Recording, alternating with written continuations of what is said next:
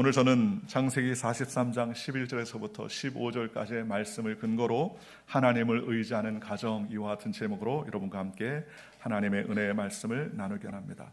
5월은 가정의 달이라고 우리가 명명합니다. 그런 가정의 달, 특별히 5월 5일 첫째 주일은 어린이 주일로 우리가 지킵니다. 다음 주는 어머니의 날, 또 스승의 날이 그 다음 주에 또 있기도 하고, 그래서 5월은 하나님이 세우신 가정, 그 가정이 복되게 되는 그러한 달이라고 해도 과언이 아닐 것입니다. 그런데 오늘 성경에 나오는 가정, 그 가정 야곱의 가정입니다. 이 가정은 갈등도 많고 위기도 많고 어려움도 많은 가정인데, 어떻게 하나님께서 역사하시니까 그 가정이 극복되고 문제가 변하여 구원의 역사가 시작되는 가정으로 변화된 모습을 우리에게 보여주고 계시고 있습니다.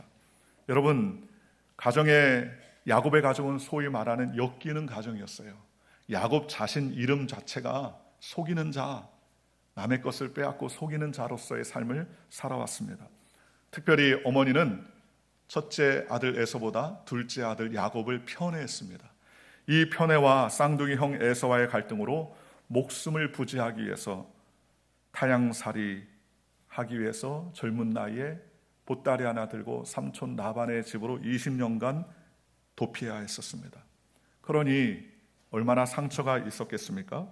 삼촌 라반의 집에서도 그 사기꾼 야곱이 사기를 당합니다. 아내를 주겠다는 약속을 속아가지고 무려 20년이나 노력 봉사하고 거기에서 4명의 부인을 얻고 자녀를 데리고 도망하듯이 그 집에서 나오게 되었습니다. 야곱의 가정 내부에도 엇갈리는 부부 관계를 통하여서 형제들의 갈등이 극도로 달했던 가정이었습니다. 야곱이 더 사랑했던 라헬의 수생 그 요셉이 형제들에게 모함을 받았습니다. 형제들의 심부름을 위해서 갔었던 그 요셉이 오히려 형제들의 미움을 받아서 죽이려 했다가 실패하고, 마침 미디안 노예 상인들에게 은 20을 주고 요셉을 팔아 넘겼습니다. 여러분 생각해 보십시오. 남이 자녀를 빼앗아가도 인신매매로서 극도의 그러한 범죄로 취급하는데, 오늘 야곱의 가정은요, 그 형제들 10명이 합세해가지고 그 동생 요셉 하나를 죽이자, 그래서 구덩이에 집어넣었다가 야, 죽일 것까지 없지 않느냐 해서 생각한 것이 결국 노예상으로 팔렸어요. 은 20에. 그리고 형제들은요, 완전 범죄를 꿈꾸며 요셉이 입었던 색동옷에 양의 피를 묻혀가지고, 아버지, 우리가 보니까는 요셉을 못 찾는데 요셉의 이 옷 아닙니까? 이 색동옷이 보니까 요셉의 옷 같은데 아버지 어떻게 생각하세요? 보니까 야곱이 아들의 옷이거든요. 천연덕스럽게 형제들은 짜고, 아버지, 요셉이 아마 들짐승에 잡혀서 죽었나 봅니다 하면서 거짓말을 하며 세월을 보냈습니다. 그러니 한마디로 말하면 야곱의 가정은 문제가 참 많은 가정이었습니다. 그런데 이런 야곱의 가정에도 더 큰 어려움이 다가오게 됩니다. 그것은 팔레스타인 전 지역에 아주 극심한 고통 가운데 기근이 계속되게 되더라는 것입니다. 그래서 야곱의 가정은 어찌할 수 없어서 애굽의 풍족함이 있으니까 애굽에 가서 그 양식을 구해오게 됩니다. 형제들을 보내어서 양식을 구해오라라고 했는데, 보니까는 애굽의 총리가 요셉이었는데 형제들은 알지 못합니다. 그런데 요셉이 그 형제들에게 너희는 어디서 왔느냐? 너희들이 정탐꾼이다, 간첩이다. 우리 애굽을 샅샅이 조사하기 위해서 너희들이 먼 곳에 왔구나 라고 요셉이 그들의 마음을 흔들어 놓습니다. 그러자 우리는 정탐꾼이 아닙니다. 우리는 양식을 구하러 온 것입니다. 우리는 원래 12명의 형제였는데 12명 중에 한 명은 죽고 한 명은 없어졌고, 그리고 막내가 있는데 막내는 지금 아버지와 함께 있습니다. 그러니 우리는 정탐꾼이 아닙니다 라고 이야기했습니다. 요셉은 다 알고 있었음에도 불구하고, 아니다, 너희들이 진짜 그 말이 사실이면 너희들 다음번에 네 동생인 베냐민이라는 그 동생 막내를 데려와라. 그러면 너희의 말을 믿을 것이다. 그리고 그들을 감금시켰습니다. 3일 동안 감금시키고 그들을 풀어주면서 다음번에 그 베냐민을 데리고 와라. 그러면서 시몬의 그 보따리에다가 돈을 많이 챙겨서 보냈습니다. 와서 보니까는요, 시몬 집에 시몬이 돌아와서 온 가족이 그 보따리 양식을 풀어보니까는 거기까는 그 곡식을 사기 위해서 내어놨던 돈도 그 자리에 다 있는 거예요. 큰일 났다. 그러면서 아버지, 이 양식이 떨어지면 우리가 다시 애굽에 가서 양식을 사러 오는데 그 애굽의 총리가 막내 아들을 데려오지 아니하면 너희는 다 죽을 것이다. 살 수 없을 것이다. 그렇게 엄포를 놨습니다. 그러니 우리가 막내 아들을 데려가야 됩니다. 이제 식량이 다 떨어졌어요. 아버지는 결사 반대합니다. 왜 반대합니까? 요셉이 생각나서 사실 사랑했던 라헬을 통해서 낳았던 아들 두 아들이 요셉과 베냐민 아닙니까? 그런데 요셉이 형제들에게 갔다가 아버지의 식물을 갔다가 생명부지할 수 없게 되고 이스라엘 사람이 아니게 됐습니다. 그러니 이제 남은 베냐민이 얼마나 안타까워서 그 형제들 양식을 구할 때도 돌려보내지 않았는데 애굽 총리가 너희들이 정탐꾼이 아님을 증명하기 위해서 막내를 데려와라. 그렇지 않으면 곡식을 살 수 없을 것이다 라고 이야기했다는 거예요. 여러분, 요셉은 어떻습니까? 야곱은 어떻습니까? 야곱은 절대로 반대했습니다. 이런 위험과 두려움이 야곱의 가정에 다가오게 되었습니다. 5월달 가정의 달을 맞이한 저와 여러분도 마찬가지입니다. 우리가 이민자의 삶으로 이 미국에 와서 살지만 가정이 다 평안하고 행복하기 원하지만 때때로 현실이 어떻습니까? 때때로 이민자의 삶의 폭폭한 삶 가운데 부부의 관계가 서로 갈등을 맺거나 어려움이 문제가 생기고 자녀 양육에 문제가 생기고 부모 자녀 간의 갈등이 생기고 먹고 살기 힘든 경제적인 문제로 인하여서 고통을 받고 해결해야 될 삶의 문제로 인하여서 사실 그 정도의 차이는 있겠지만 내 삶이 야곱의 가정과 별반 차이가 없구나라는 그런 갈등의 문제를 가질 때가 많이 있습니다. 그런데 오늘 야곱의 가정 문제의 근원적인 해결 역사가 일어나기 시작하더라는 거예요. 문제 많은 야곱의 가정에 형제들이 다 회하고 사랑하고 또 양식이 없던 그 가정에 하나님의 구원의 역사가 일어나게 되는 겁니다. 문제의 가정이 하나님이 해결해 주자 문제가 아니라 구원의 역사가 시작되더라는 것입니다. 오늘 우리는 이 말씀을 통해서 은혜를 나누고 첫째로 우리가 하나님을 의지하는 가정이 되기 위해서 어떻게 됩니까? 가정의 문제를 해결하기 위해서는 내가 아니라 나의 모든 삶을 하나님께 맡기는 삶을 살아야 된다는 것입니다. 오늘 본문 야곱의 가정에는 지금 매우 어두운 그림자가 짙게 덮여 있습니다. 팽팽한 긴장감이 있어요. 왜냐하면 양식을 다시 살아가야 됩니다. 어디에 눈에 들어도 양식을 구할 데가 없고 애굽으로 내려가야 됩니다. 그런데 애굽으로 내려가려면 동생 베냐민을 데리고 가야 되는데 아버지는 결사 반대합니다. 안 된다. 죽어도 안 된다. 내 아들 베냐민을 잃어버리면 요셉을 잃어버렸는데 또 베냐민을 잃어버리기는 안 된다라고 말합니다. 그런데 그냥 있으면은요 온 식구가 다 굶어 죽을 거 아닙니까? 너무 힘드니까 그런 고통 가운데 아버지 야곱이 창세기 43장 1절과 2절에 이렇게 말합니다. 그 땅에 기근이 심하고 그들이 애굽에서 가져온 곡식이 다 먹음에 그 아버지가 그들에게 이르되 다시 가서 우리를 위하여 양식을 조금 사오라 라고 말합니다. 그러자 아들들이 말하기를 아버지 베냐민을 데리고 하지 아니하면 우리는 양식을 살 수가 없습니다. 그러니 베냐민을 데려가게 해주세요 라고 이야기합니다. 그러자 그 말을 듣고 야곱이 아들들 탓하며 괴로워합니다. 창세기 43장 6절입니다. 이스라엘이 또 이르되 너희가 어찌하여 너희에게 또 다른 아우가 있다고 그 사람에게 말하여 나를 괴롭게 하느냐. 아버지와 아들이 이제는 서로 옥신각신합니다. 아버지 베냐민 데려가야지 양식을 살 수 있어요. 아버지가 말합니다. 야, 왜 가서 양식만 사오면 되지? 왜 가서 우리가 12명의 아들이 있고 한 명은 없어졌고 이제 말째가 있는데 베냐민이다. 왜 그런 가정사를 쓸데없이 얘기하냐? 가서 돈 주고서 양식만 사오면 되지. 아버지가 자녀들을 막 체근합니다. 야, 너 머리가 없냐? 응? 제정신이냐? 왜 가서 첫째, 둘째, 셋째, 11째, 12째 못하러 얘기해? 가서 돈 주고 양식만 사오면 됐지. 제정신이 아니야? 그러면서 막 호통을 칩니다. 그 말도 맞죠? 서로 갈등하며 원망하며 탓하는 최악의 자중질환이 그 가정에 일어납니다. 한 가정이 무너질 정도예요. 그런데 놀라운 하나님의 역사가 일어나기 시작하는데 그것은 바로 다름 아니라 야곱의 맡김으로부터 시작됩니다. 오늘 13절입니다. 내 아우도 데리고 떠나 다시 그 사람에게로 가라. 아버지 야곱이 베냐민에 대한 깊은 애착을 하나님께 내려놓습니다. 포기합니다. 그러면서 내려놓지 않으면 맡길 수 없잖아요. 하나님께 맡깁니다.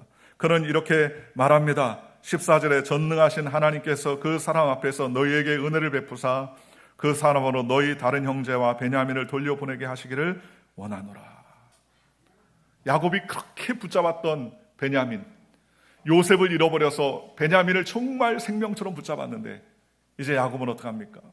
야곱은 하나님께 모든 걸 맡깁니다. 전능하신 하나님께서 은혜 베푸기를 원한다. 하나님이 함께하기를 원한다. 그래서 다른 형제와 베냐민이 다시 돌아올 수 있게 되기를 원한다. 그러면서 뭐라고 말합니까? 14절에 내가 자식을 잃게 되면 이르리로다. 지금 자식을 버리겠다는 얘기예요? 아닙니다. 모든 것을 하나님께 맡기겠다는 얘기예요. 하나님께 맡기겠다. 이제까지 전능하신 하나님께 기대어 살지 않았는데 야곱은 이제 하나님을 철저하게 찾기 시작합니다. 믿음의 고백을 시작합니다. 네, 하나님께서 안전하게 내 아들과 베냐민이 돌아오게 하실 것이다. 그렇게 기도하고 하나님께 맡기며 아들을 잃어버리면 잃어버릴 것이다 라고 하나님 앞에 믿음의 고백을 간구하며 기도하기 시작하더라는 것입니다. 아브라함도 그랬어요. 아브라함도 100세에 낳은 아들 이삭을 잘 성장하고 눈에 넣어도 아프지 않을 아들인데 하나님께서 그 아들을 모리아 산에 번제물로 바치라고 하나님께 말씀하십니다. 그때 순종할 때에 그는 믿음의 위대한 고백을 하지 않습니까? 로마서 4장 17절입니다. 기록된 바 내가 너를 많은 민족의 조상으로 세웠다 하신 것 같으니 그가 믿은 바 하나님은 죽은 자를 살리시며 없는 것을 있는 것으로 부르시는 이시니라. 아브라함이 아들이 아깝지 않아서 번제로 드리겠다고 결단했습니까? 아닙니다. 하나님은 죽은 자도 살리고 없는 것을 부르실 수 있는 분임을 하나님께 믿고 맡겼기 때문에 하나님께 번제로 드리기로 작정할 수 있었다는 것입니다. 엘샤다이, 전능하신 하나님, 그 전능하시는 하나님, 홍해를 갈라지게 하시고 반석을 쳐서 물이 나오게 하시고 병든 자를 고쳐주시고 죽은 나사로를 살려주시고 오병이어로 수천 명을 먹이신 그 놀라우신 하나님께서 함께 하실 것을 의지하고 믿으니까 내려놓을 수 있게 되고 모든 것을 주님께 맡길 수가 있게 되었다는 것입니다. 그래서 야곱이 모든 것을 하나님께 맡김으로 말한 것이 무엇입니까? 내 자식을 잃게 되면 이르리로다 라고 말합니다. 오늘 에스더서 4장을 보면 에스더가 민족이 어려움을 겪었을 때 모르드게가 말하지 않습니까? 네가 왕후가 될 것이 이때를 위함이 아니겠느냐. 그러면서 결단을 촉구합니다. 그러면서 그에게 결단을 촉구하자 에스더가 뭐라 합니까?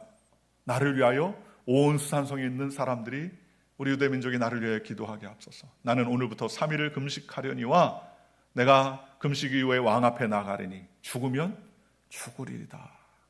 죽겠다는 소리예요? 아니죠. 하나님께 모든 것을 맡겼다. 생명조차도 이제 하나님께 맡깁니다. 하나님께 내려놓습니다. 라고 그렇게 나아갑니다. 즉 어떤 말입니까? 결과를 내가 컨트롤하지 않겠습니다. 결과는 하나님이 하십니다. 죽어도 살아도 주님 뜻대로 하겠습니다. 그렇게 맡겼습니다. 오늘 저와 여러분도 마찬가지입니다. 여러분, 결과를 자기가 컨트롤하려고 하는 사람은 뭐든지 맡길 수가 없어요. 내가 시작하고 내가 인도하고 내가 결론을 맺으려고 하면은요 절대로 하나님을 의지하지 않습니다. 여러분, 왜 우리가 스트레스 받습니까? 내가 뭘 하려고 하니까 스트레스 받아요. 그렇지 않습니까? 내가 이루려고 하고 내가 이렇게 계획하고 내가 이렇게 결론을 맺어야 되는데 내 뜻대로 안 되는 일들이 얼마나 많습니까? 그러니 머리가 터질 것 같고 마음은 괴로워질 것 같고 좌우로 갈 바를 알지 못하고 염려와 걱정이 산더미처럼 점점 많아지는 것 아니겠습니까? 느부갓네살이 큰 금신상을 세우고 모든 신하에게 절하게 할 때 우리가 잘 아는 것처럼 다니엘의 세 친구 사드락, 메삭, 아벳느고는 우상에게 절하지 않았습니다. 이제 고소하는 자들 때문에 맹렬히 타는 풀불을 처음 것보다 7배나 더 뜨겁게 했어요. 느부갓네살 왕이 막 머리에 뿔이 날 정도로 화가 났습니다. 이제 생황과 시편과 양념과 모든 악기가 다시 한번 들릴 때에 내가 하나님 앞 금신상에 절하지 아니하면 극렬히 타는 풀불에 너를 집어넣을 텐데 너를 건질 신이 어디 있겠느냐. 막 느부갓네살이 화딱지가 났어요. 그러면서 야, 평소보다 7배나 더 뜨겁게 해라. 얼마나 뜨겁게 했는지 사드락, 메삭, 아벳느고를 끌고 가는 사람들이 불타 죽었습니다. 가까이 갔는데도 불타 죽을 정도로 그렇게 뜨거워요. 그런데 이 사드락과 메삭과 아벳느고는 결과를 하나님께 맡깁니다. 그들은 이렇게 말했습니다. 왕이여, 우리가 섬기는 하나님이 계시다면 우리를 극렬히 타는 불물불 가운데서 능히 건져내시겠고 왕의 손에서도 건져내리시리다. 그렇게 하지 아니하실지라도 왕이여, 우리가 왕의 신들을 섬기지도 아니하고 왕이 세우신 금신상에 절하지도 아니할 줄을 왕은 아옵소서 했습니다. 사드락 메사 아벳네고는 하나님이 우리를 극렬히 타는 풀무 가운데서 능히 건져주실 수 있는 하나님입니다. 그러나 그렇게 하지 않아도 극렬히 타는 풀무불에 우리가 타 죽어도 우리는 왕의 신들을 섬기지도 아니하고 왕 앞에 부복하지 아니하며 하나님만을 섬길 줄 왕은 아옵소서 담대하게 말합니다. 생사도 하나님께 맡깁니다. 주님, 나를 주관하여 주옵소서. 지금까지 붙잡아왔던 그 모든 권력과 부귀 영화를 붙잡고 아유 용서해 주세요, 한 번만 절하겠습니다 하지 아니하고 살아도 주를 위해, 죽어도 주를 위해, 사나 죽으나 하나님만 섬기겠습니다. 그렇게 당당하게 그들이 하나님 앞에 고백을 했습니다. 그 결과 하나님께 내려 맡겨놓으니까 하나님의 놀라운 역사가 일어났습니다. 우리가 잘 아는 것처럼 머리카락, 의복이 하나도 타지 않도록 하나님께서 지켜주시고 보호해 주셨습니다. 여러분, 결과를 모두 다 하나님께 맡기면 하나님께서 책임져 주시는 거예요. 문제는 안 맡기는 게 문제지요. 우리가 맡겨야 됩니다. 내려놓아야 됩니다. 내려놓는 저와 여러분들 되시기를 주님의 이름으로 축원합니다. 내 자녀의 길을 최선으로 인도하실 분은 하나님이신 거예요. 그러니 하나님 앞에 모든 것을 믿고 맡겨야 됩니다. 여러분, 학교에 들어가면 끝납니까? 아니에요. 공부를 더 잘해야 되지 않습니까? 공부를 잘하면 끝납니까? 아니에요. 초, 중, 고등학교를 나오면 대학 가느라고 머리 터지게 싸우고 공부하지 않습니까? 대학에 좋은 데 원하는 데 들어갔다 끝납니까? 아니에요. 거기에서 공부가 제대로 안 되면 또 과를 바꾸고 또 진로에 대해서 고민하고 걱정합니다. 부모는 속 터지는 거죠. 속 터지는 거예요. 그러고 나면 끝납니까? 아니에요. 졸업하면 끝나는 게 아니라 직장을 잡아야죠. 직장을 잡으면 또 끝나나요? 아니에요. 직장을 잡았다 끝나는 게 아닙니다. 그 직장 안에서 생존 경쟁으로 머리 터지게 싸우고 고민하고 애통할 때 얼마나 많이 있습니까? 그러면 직장에서 월급 잘 받으면 끝납니까? 아니에요. 또 아닙니다. 좋은 가정을 세우기 위해서, 또 좋은 믿음의 가정을 세우기 위해서 끊임없이 계속 기도해야 되는 거 아닙니까? 내가 계획하려면요 늘 낙심천만입니다. 내가 계획하려고 하면 모든 것이 다 염려와 걱정뿐입니다. 그러나 하나님께 맡겨야 됩니다. 로마서 8장 28절에 우리가 알거냐 하나님을 사랑하는 자 곧 그의 뜻대로 부르심을 입은 자들에게 모든 것이 합력하여 선을 이룬다고 성경은 말했습니다.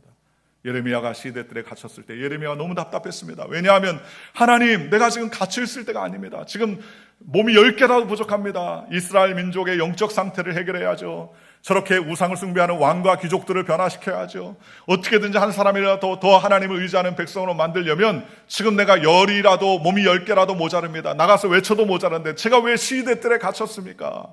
그러면서 억울해하며 낙심할 때 하나님이 뭐라고 하십니까? 하나님께서 하신 말씀이, 야 예레미야야, 일을 네가 하느냐? 일을 네가 맺느냐? 일의 결과를 네가 결정하느냐? 나 여호와가 아느냐? 일의 시작도 내가 하고 일의 결론도 내가 맺고 모든 것을 내가 주관하지 않느냐? 그러니 너는 내게 부르짖으라. 내가 내게 응답하였고 내가 알지 못하는 큰 일을 내게 보여주리라 라고 말했습니다. 예레미야는 염려하고 걱정했지만 하나님의 계획은요 모든 것을 하나님께 맡기고 기도하기를 원하는 것이 바로 하나님의 뜻이었습니다. 기도하며 하나님께 부르짖자 하나님께서 그의 모든 미래를 보여주시고 깨닫게 하시고 알려주시고 주님께서 인도해 주시더라는 것입니다. 여러분, 오늘 저와 여러분도 마찬가지입니다. 오늘 우리가 모든 것을 주님께 맡기고 우리가 내려놓으면 하나님의 역사가 나타나기 시작하고 기도의 길이 열리기 시작하고 하나님의 은혜의 역사가 나타나기 시작하게 되더라는 것입니다. 그러니 하나님의 역사는 합력하여 선을 이루게 하신다는 것입니다. 하나님의 역사는 우리의 삶을 기름 부어 주신다는 것입니다. 그러니 오늘 저와 여러분이 믿음의 가정을 이루기 위해서 어떻게 해야 됩니까? 우리는 우리의 마음을 다하여서 하나님께 믿고 맡기며 주님께 모든 것을 내려놓는 저와 여러분들 되시기를 주님의 이름으로 축원합니다. 하나님 앞에 내려놓으면 하나님께서 변화를 주고 셈을 허락해 줄 줄 믿습니다.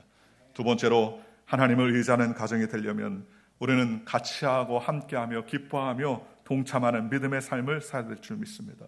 결과를 선으로 믿음으로 내려놓고 하나님께 맡기면 즐거워하고 기뻐할 수 있어요. 안 맡기니까 늘 불안하죠. 잘 돼도 불안한 거예요. 이러다가 확 돌아서는 거 아니야? 이러다가 확 뒤집어지는 거 아니야? 안 맡기니까 잘 돼도 불안하고요. 안 되면 더 불안한 겁니다. 그런데 하나님께 결과를 맡기고 하나님께 나가면 하나님 앞에 기뻐하며 감사하며 즐거워할 수 있게 되더라는 것입니다. 형들은 베냐민을 데리고 애굽에 왔고 무사히 양식을 구할 수 있게 되었습니다. 그런데 갑자기 애굽의 실권자인 총리가 자신 그 가족들 형제들을 다 자기의 집에 초청을 합니다. 그러면서 준비된 지정석에 다 앉게 하는 거예요. 그런데 희한합니다. 그 총리가 자리에 쫙 앉게 하는데 첫째부터 시작해가지고 한 사람씩 앉게 하는데 나이 순대로 다 앉게 하는 거예요. 깜짝 놀랍니다. 아니, 총리가 꿈도 잘 해몽하고 이상도 잘 안다는데 우리를 꿰뚫어 보나? 어떻게 나이별로 다 앉히냐? 뜨끔합니다. 뜨끔해요. 그러면서 음식을 주는데 첫째부터 시작해서 다 음식을 주는데 마지막 베냐민에게는 음식을 5배나 더 많이 줍니다. 창세기 43장 33절 34절 이렇게 말합니다. 그들이 요셉 앞에 앉되 그들의 나이에 따라 앉히게 되니 그들이 서로 이상히 여겼더라. 요셉이 음식을 그들에게 주되 베냐민은 다른 사람보다 5배나 주매 그들이 마시며 요셉과 함께 즐거워하였더라. 요셉이 왜 이렇게 했죠? 여러분 생각해 보십시오. 원래 형들은 시기와 질투에 붙잡혀 비난하고 공격하는 성향이 있던 사람 아니겠습니까? 채색 옷을 입어 지어줬던 요셉을 미워서 죽이기로 결단했다가 미디안 노예상한테 팔렸지 않습니까? 그러니 지금 그 형들의 마음이 어떤가 살펴보기 위해서 형제들에게는 적당량 음식을 줬지만 베냐민에게는 5배나 다 많은 재물 줬어요. 음식을 줬습니다. 베냐민이 다 먹으라고, 베냐민이 음식 못 먹어서 걸신 들렸습니까? 아니에요. 형제들을 시험해 보려고 다 주었죠. 그런데 형들의 변화가 증거됩니다. 그들이 마시며 요셉과 함께 어떻게 했다고요? 즐거워했다. 베냐민에게 주어진 축복을 그 형들이 어떻게 합니까? 같이 즐거워하고 기뻐합니다. 예전 같았으면 왜 쟤만 5배나 주냐? 내가 더 나이가 많은데, 내가 위가 더 크다, 그러니 나한테 더 달라, 그렇게 말할 수 있지 않습니까? 요셉을 죽였던, 요셉을 팔았던 형제들이면 분명히 그렇게 할 수 있지 않습니까?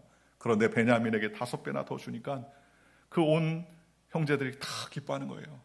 감사하는 거예요. 그리고 요셉과 함께 음식을 먹으면서 그들이 함께 즐거워하였다라고 성경이 말합니다. 여러분, 하나님께 맡기면 모든 결과에 대해서 감사할 수 있는 거예요. 안 맡기니까 감사 못합니다. 그렇지 않습니까? 내가 결정을 내면 늘 행복합니까? 아니에요. 늘 아쉬워요. 늘 아쉬워. 내가 결론을 맺으면 늘 아쉽습니다. 좀 더 잘할 수 있었는데, 좀 더 거둘 수 있었는데 생각하는데요. 늘 후회뿐이잖아요. 늘 후회뿐이잖아요. 어떤 분이 어떤 그 방송국에서 사람들에게 물어봐요. 10년 전이라면 어떻게 하겠습니까? 10년 전. 그랬더니 어떤 사람이 10년 전이면 비트코인을 사겠습니다. 그렇게 얘기해요. 몰라요. 우리는 우리의 삶을 한참도 모르지 않습니까? 그렇잖아요. 그러니 내가 결정하고 내가 결론 맺으면 늘 불안하고 늘 염려가 많고 늘 결과에 만족할 수 없습니다. 그러나 하나님 앞에서 같이 기뻐하고 즐거워하는 것이면 하나님께 내려놓으니까 가능한 것입니다. 아버지가 내 아들이 잃어버리면 잃어버릴 것이다, 마음의 결론하고 하나님께 맡기니까 오히려 베냐민을 빼앗기지 아니하고 온 형제들 음식을 먹으며 즐거워하고 기뻐할 수 있는 것 아니겠습니까? 예수 믿는 그리스도인의 특징이 무엇입니까? 영접하는 것, 받아들이는 것 아니겠습니까? 그러니 여러분 얼마나 감사합니까? 오늘 저와 여러분이 하나님의 은혜를 받아들이는 사람들이에요. 생각해 보십시오. 우리의 능력과 우리의 힘으로 천국을 가려고 애쓰고 우리의 선행과 노력으로 우리가 하나님의 자녀가 되기로 결단한다면 얼마나 힘듭니까? 얼마나 힘들어요.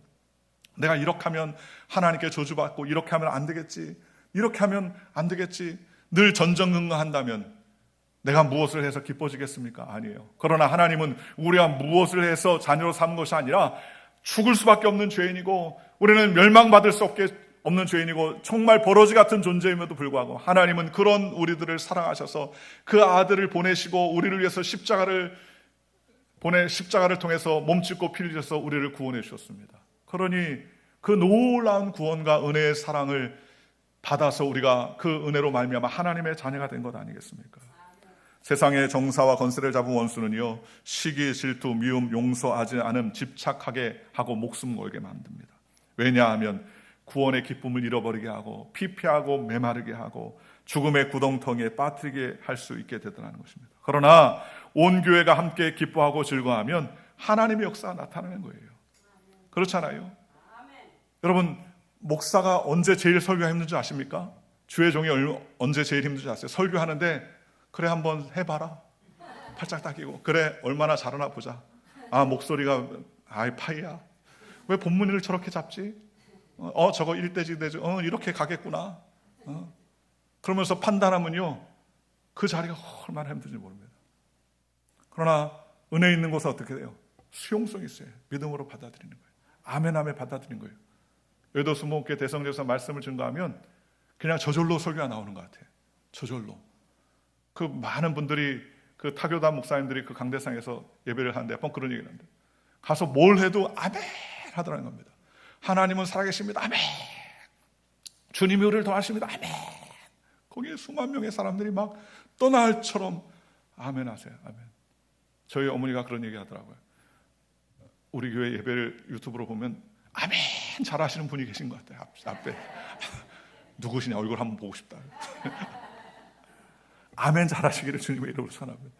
그러잖아요. 너 잘하나 보자가 아니라 하나님 말씀을 들으면 내가 변화됩니다. 하나님 말씀 아멘으로 받겠습니다. 지난주에도 말씀드렸지만 필립 얀 씨가 하나님의 은혜 가운데 다시 교회의 신앙이 회복될 수 있었던 이유는, 예전에는요 구경자의 신앙으로 살았다는 거예요.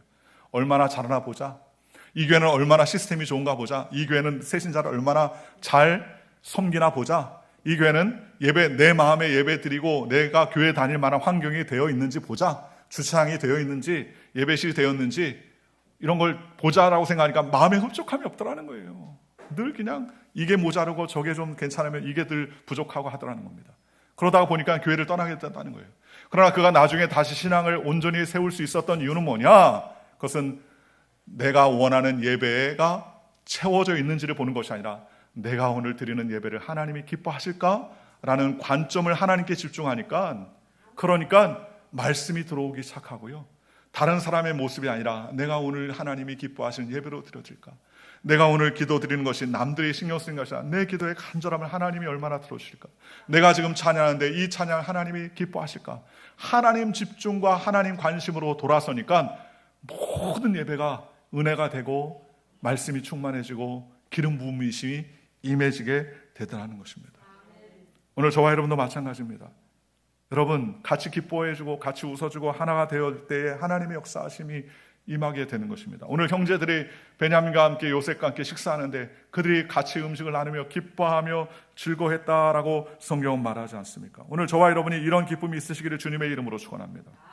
하나님의 기쁨이 내게 임하지 못하고 경험하지 못하는 이유가 뭡니까? 그것은 하나님의 은혜를 통하여서 기뻐하고 즐거워하지 못하기 때문입니다. 시편 37편 4절에 또 야훼를 기뻐하라, 그가 내 마음의 소원을 내게 이루어 주시리로다. 하나님을 기뻐하면 하나님이 이루어 주신다는 거예요. 내가 무엇을 하려고 하니까 기쁜 것이 아니라 늘 부족하고 연약한 것이죠. 그러니 우리가 주의 이름으로 하는 것에 최선을 다하면 기쁨이 넘쳐나는 거예요. 그렇지 않습니까? 그렇잖아요. 저희 여동생이 한 번은 기도원에 가서 금식을 하는데 강대상에서 예배를 드리는데 어떤 그 부흥사 강사님이 말씀을 하시대요. 그러면서 이제 예배 시간이 다 끝났는데, 예배 시간이 끝나고 이제 헌금 시간이 하는데 헌금을 보통 이렇게 드리는데 그 강사님이 저기 그냥 배추잎 꺼내, 1,000원짜리 꺼내지 말고, 그러면서 막 얘기를 하니까 마음에 막 확 나더래요. 1,000원을 내든 10,000원을 내든 내 생각이지 왜 배추잎을 끊으라고 그러네 하고 마음이 불편해지는데, 마음에 한편으로 그런 생각이 들더래요. 그래, 내가 이렇게 금식하며 기도하러 왔지, 내가 물질 때문에 내가 휘둘림 당하려고 온 것 아니겠느냐. 그래, 하나님께 예물을 드릴 때에 1,000원짜리 동전 찾아가지고 몰래 드리는 것보다 내가 있는 것에 귀중한 것을 하나님께 드리는 게 좋지. 그래, 그 말이 맞다. 그런 생각이 퍼뜩 들더래요. 그래서 배추님을 꺼내듭니다. 10,000원짜리 꺼내서 하나님께 듣더니 내고 나니까 그렇게 마음이 기쁘고 즐거워지더라는 겁니다. 오늘 저와 여러분도 마찬가지입니다. 우리가 찬양을 하든 물질을 드리든 봉사를 하든 끌려가는 인생이 아니라 하나님을 기쁘시게 하기로 하고 하나님께 감사함으로 하고 하나님의 은혜 가운데 나아가기를 결단하면 하나님의 은혜가 우리에게 임하게 되더라는 것입니다. 고린도전서 1장 18절에 이렇게 말합니다. 십자가의 도가 멸망하는 자들에게 미련한 것이요 하나님의 구원을 받는 우리에게는 하나님의 능력이라 라고 말했습니다. 십자가에서는 우리의 모든 죄가 허물이 다 사해졌다고 성경은 말했습니다. 그러니 나는 죽고 예수로 사는 거예요. 내가 아니라 하나님의 능력으로 사는 것입니다. 그러니 우리는 날마다 하나님의 은혜 가운데 나아가는 믿음의 백성이 되시기를 주님의 이름으로 축원합니다. 초대 한동대 총장이었던 김영길 박사님이 초창기에 설립 과정 가운데서 엄청난 수모를 많이 느꼈거든요. 모욕적이고 힘든 일을 당했다는 거예요. 학교를 살기 위해서 애를 썼는데 모함을 많이 당했습니다. 그의 아내인 김영애 권사님이 야, 저러다가 우리 남편이 일찍 죽겠구나라고 생각할 정도로 엄청난 모함을 당했다는 거예요. 그런데 정작 그 총장님이 집에 들어오더니 저녁을 먹고 잠을 자는데 금방 잠에 들더라는 거예요. 여러분, 염려와 걱정이 많으면 잠이 옵니까? 안 오지요. 이리 뒤척 저리 뒤척 할 거 아닙니까? 그래서 참 감사하지만 마음이 안 됐더라는 거예요. 아침에 일어나 물었습니다. 아니, 당신은 어떻게 그런 힘든 일을 겪어도 그렇게 잘 먹고 깊이 잠을 잘 수가 있어요? 라고 물었답니다. 그랬더니 그 총장님이 그러더라는 거예요. 그 아내가 정말 상처가 안 돼요? 그랬더니 그 총장님이 하는 말이 간단하게 대답을 하시랍니다. 난 예수님과 함께 죽었는걸? 십자가에 예수님과 함께 못 박였는걸? 죽은 사람이 무슨 상처를 받아? 하나님이 다 하시는 거지. 모함도 받을 때면 받는 거지. 모함도 능력 있으니까 받는 건 아니겠어? 그렇게 이야기하더라는 거예요. 성찬을 통해서 예수님의 십자가에서 주신 몸과 피를 대하면서 내가 하나님과 함께 죽었다는 사실을 우리는 의지해야 됩니다. 내 모든 욕심을 내려놨어요. 인정받으려 하는 마음도 내려놨어요. 비난받는 것도 내려놔야 됩니다. 우리는 하나님이 나의 삶을 통해 나타나게 하여 주옵소서. 주님, 나의 삶을 통해서 주님의 영광이 드러나게 하여 주옵소서. 우리가 하나님께 기도하면 하나님께서 역사해 주더라는 것입니다. 그러면 어떤 어려움에서도 기뻐하며 감사하며 즐거워하며 하나님을 찬양할 수 있게 되더라는 것입니다. 오늘 5월달 가정의 달입니다. 야곱의 가정 문제는 하나님의 역사로 해결되기 시작해요. 앞서 이야기한 것처럼 얼마나 역기능인 가정입니까? 형제들이 인신매매해서 동생을 팔아버리고 그렇잖아요. 형제들이 서로 투닥투닥 싸우기도 하고, 가정 안에서 야곱은 얼마나 문제가 많은 가정이에요. 또 기근이 일어나서 양식을 애국까지 살아갈 정도로 극심한 피폐한 삶을 살았지만, 그러나 그런 어려움 가운데서 하나님이 함께 하시니까 문제의 시작이 하나님의 구원의 시작이 됐다는 것입니다.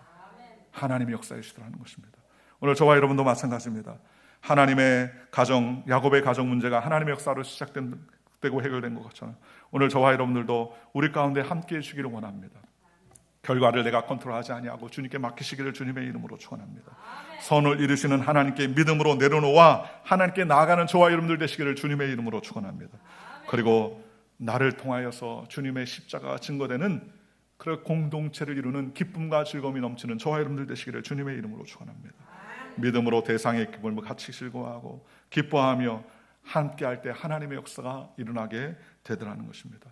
이런 은혜가 오늘 이 5월달 가정의 달을 맞이한 저와 여러분의 온 가정에 놀라운 구원의 역사가 임하시기를 주 예수의 이름으로 간절히 축원합니다. 기도하겠습니다.